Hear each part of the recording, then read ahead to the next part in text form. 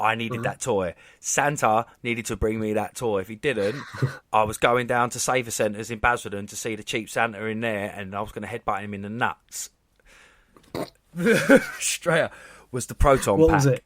The Proton pack. I had the Proton pack as well. Do you remember it having a little foam roller that come out of it? It was the foam beam that it used to have, and then it used to make the little... Christ, what was that sound they used to make? That little sound that all kind of guns used to make back then. Sounds like a gear turning or something. Pew, pew. No, you'd put it in that. Oh, yeah. That kind of one. Yeah. You just constantly do it over and over again. It's like... But, man, I had so many. Like, when it comes to the costume stuff, I had everything. I had the trap. I had the trap goggles as well. that Ray had. That was the other thing I got, was the trap. It was like an air pressure thing, wasn't it? It was like an an air you just pressure, stamp on it, and it mate, it's popped fucking awesome. open. And I'm pretty sure that I even remember that Proton pack. I remember wearing it and it just feeling like really uncomfortable on your back because it was just pure hard plastic. Yeah, it was just hard plastic. Yeah, but I had to wear it because I wanted to be a Ghostbuster. Yeah, I had that. I had the little gun as well. There was like do you remember? Did you ever have the Proton gun? But it used to have a torch in it, and it used to have interchangeable lenses that was ghosts. So you'd turn the lights off and you'd pull the trigger and it would just light up, but project a ghost onto your wall. And you could change the slides and have different ghosts all the time. And it would make, I think it used to make ghost sounds as well. It had a speaker on it with batteries and it would make ghost sounds as you pull the trigger. I'm literally looking at it now, and yeah, I can see the little thing where you put the little circle things in, like the little discs in it, the interchangeable disc. lenses for different ghosts.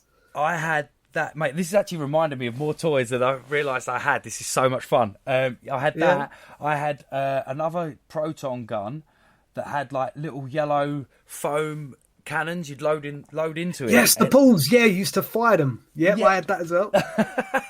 I had that, mate. I had everything, and it's fucking devastating that my mum just went and emptied out the loft because it was all stored up in the loft, and when she moved house she ended up binning a lot of it. But I've got this horrible feeling, man. Right, this is something I'm going to ask you while we're recording this podcast, right? Because my loft is an absolute mess because of what we did to it when we were kids, and we tried turning it into a room, right? And we stuffed everything from my old Basildon days into one corner, right? Yeah. I need you to come help me unload that shit, because up there is probably some Ghostbusters gems.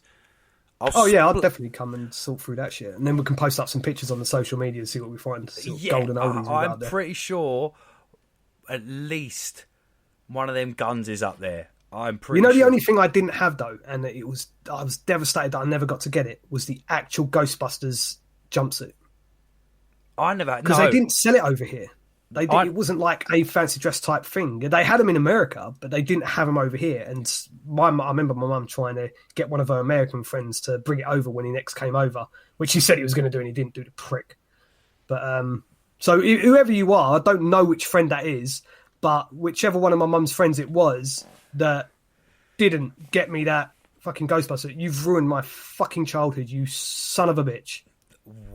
Wow.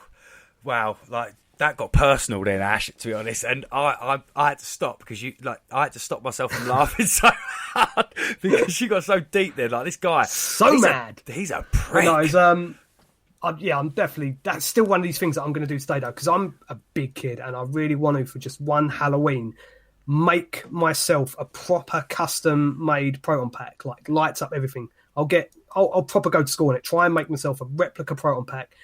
And then make that jumpsuit, but make it fucking spot on.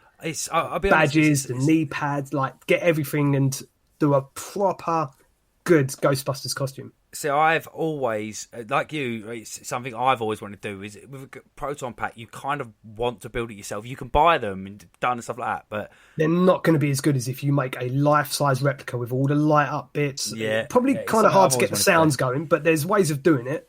But I can YouTube that, I'm sure.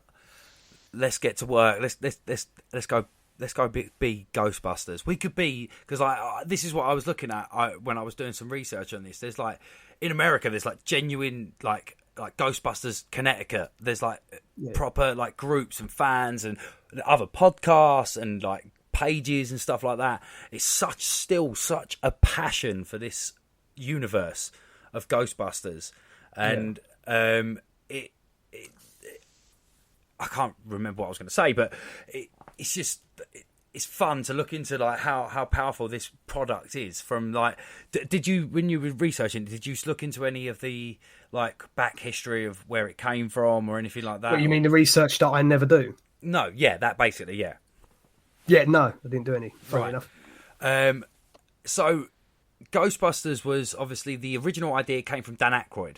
Dan Aykroyd Yeah, I come know, up with yeah, it, and they made his original idea was actually to be set in space. It was going to be set in space, and in the original very first draft, it had the Steven still had the Marshmallow Man. It was still a thing. The Marshmallow Man was still a thing. It was back, but he went to. I remember as well with the Dan Aykroyd thing.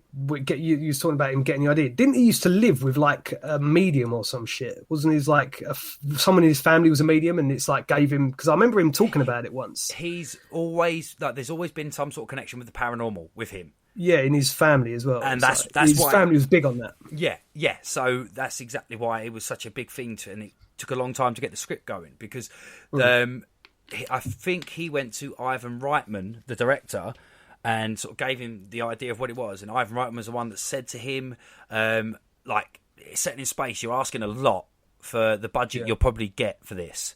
You're asking a lot to do. Why don't you set it in a city, set it in, say, New York, and make it about the city and bring the city into it? And he went back and wrote the Ghostbusters, and then they sort of not introduced him, but sort of put him together with Harold Ramis, Egon, and they wrote the script sort of together. Yeah, I remember them writing it together. But they actually, I think they like both worked on different parts of it and brought it together and like worked with what they'd done, and it became the Ghostbusters we know and love. But it wasn't going to be Ghostbusters. Did you know that in the 70s there was actually I think it was a movie and then a cartoon called The Ghostbusters? Not one word, but The Ghostbusters.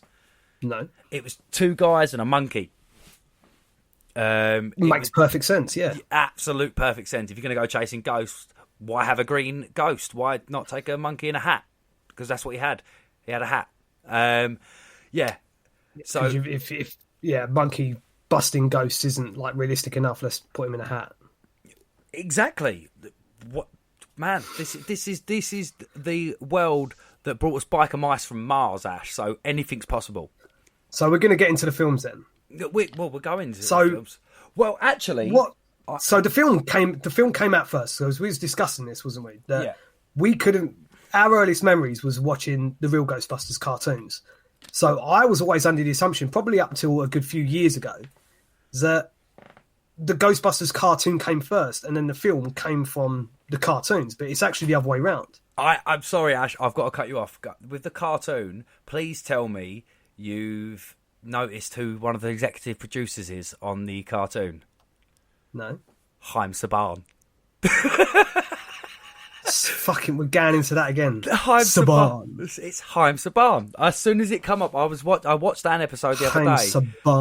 Haim Saban. It's sorry, but when I saw fucking Saban. It's Haim Saban. That's how it's pronounced. I just had to bring it up because as soon as I seen that he was an executive producer, I was like, as if he's involved in something that's the next episode of when we were talking about this. But Haim Saban is a producer on the real Ghostbusters. Just so you know. Carry on. Let's talk about the movies. So yeah, like when was the first time? Because it came out in '84. That's 1 year before I was born. But I remember hassling my dad for it because my dad had it on VHS, but I wasn't allowed to watch it because I remember him always saying, it's going to be too scary for it. It's going to be too scary for it. Even though it's a PG, which actually for a PG film, when you watch it, there's a lot of swearing and smoking and all that stuff that would be. There's like a fucking lot of smoking. Watching that film back, it's pretty much smoking all the time. One of them's got a cigarette in their mouth. Yeah, and I think they say the word shit about at least like 7-8 times. Oh yeah. There's swear, but yeah, it's proper. There's some scary moments in it. There's a bit in Ghostbusters 2 when we get there. I need to talk about because it's a big moment in it that I've only seen recently in the last couple of years because I used to hide behind my fucking hands. But we will get to that bit in a bit. Ghostbusters. Yeah, well, like the opening scene of Ghostbusters 1, the librarian. That is, yeah. Like I remember watching that for the first time, that scared the piss out of me. Because that librarian, for its time, that was pretty fucking realistic and shit scary. I mean, like, they're going through this library, which I can only say resembles something like my bedroom as a teenager. There's literally just sticky stuff on every drawer. I wonder where you were going with that one. They're going through this library and there's like, they're just getting this goo all over their fingers. It was literally like when my mum used to come and collect a plate from my room or something. Like, just like flicking this shit off her fingers at the walls and stuff. And Kleenex is just stuck to walls and on stuff. your walls. What the fuck was it?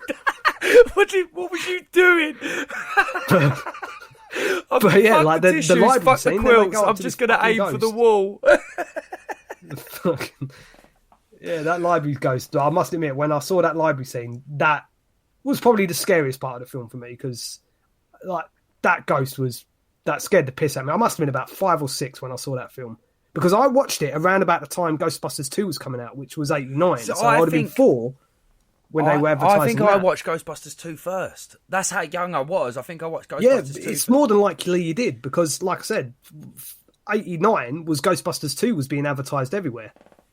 But I think I watched Ghostbusters 1 around about the time Ghostbusters 2 was coming out, because I was hassling my dad, I want to go see it. And obviously I was a bit young, but he was like, we'll see how you do with the Ghostbusters 1. Stick that on and scar you for life with a fucking library ghost. It's why I don't read books. Stick to comics. I wouldn't go into libraries. I'd like PTSD from libraries. You'd be sent as a kid, like, go down to the school library and go get your book for the week for your reading corner. We're like, fuck, I've seen what's down there. As soon as I saw that old bint that works in the fucking library going to me like, shh, I was like, nope, I know what comes next. Fuck that, I'm off. Yes, then later. No fucking way. Let's face it, if you weren't getting chased by a ghost out of Basildon Library, you were getting chased out by 3 kids that thought you were a nerd for fucking reading books. Hey, that kid can read, get him! Yeah. Yeah. Quick, nice. run through the animal tunnel and get to the park. There was some weird bits in that, though. Like, the dogs, the demon dogs, what are they? The Zool dogs? What were they called? They were dogs, weren't they? They were referred to. She's a dog. My girlfriend's a dog. Yeah, it was like I just call them like the Zool dogs or something. The Gozers. That was it, wasn't it? Gozers. No, Gozer is the god. Gozer is the god. Zool is Dana's, who she gets possessed by. Dana White. Dana White. Yeah. Dana Barrett gets possessed by Zool, and Rick Moranis, aka Vince. Is it Vince? We should really be doing our research, Ash, because that's useless. Lewis Tully. It's Lewis Tully. Of course it is. It's Lewis Tully. Who's Vince? Vince is the guy that possesses him. Vince Larfo or something possesses him. The Keymaster and the Gatekeeper. Them ones. Yeah. But those, what did you think of those dogs when you first saw them? Because they used to scare me a bit. The fucking little ghost dogs, the little staffs. Fuck. Like, but I tell you what, though, like, speaking of the dogs, the scene in the house, you know, where she goes into the Sigourney Weaver's obviously in the house. Mate, I bet we could have all done with one of those molestation chairs that she had in that film. Molestation? Now in lockdown, innit? Are you talking? Do you remember that thing? She just sits on the chair and all these fucking hands come out and like grabs her boob and all that. And I was like, mate, I would love one of those couches while in lockdown. Just a couch that you just sit in it and it's just going to grope me. So I can feel human connection. Do you think you could still get the wall from there if you're being held back? But it's like, I remember watching that like recently, this Halloween, and I was like, obviously it's people inside the chair reaching around, grabbing on like that, but one of them legit grabs her boob. I was like, you sneaky little bastard. Yeah, this is my only chance to ever grope Sigourney Weaver. I'm going It's not my fault. I couldn't see. I've got this massive fucking couch over my eyes. I didn't know what I was grabbing. I thought that was your elbow. And my boner was quite distracted as well. But yeah, that bit with the arms, that bit is the moment from Ghostbusters 1 that used to make me cover my eyes. I used to hate that bit. Yeah, it's petrifying me. The arms coming out. I used to tries to drag her into the fucking As wardrobe. soon as I see them eggs start popping, mate, I covered. Fuck this. Mate, that scene used to always make me hungry though. You think I'd want just, eggs? Like, pop on the counter. No, why? She'd open the fridge and see fucking Zool's palace thing. Like, man, I wouldn't be going in no fridge. And we had this fridge. Our fridge was in like, it was like under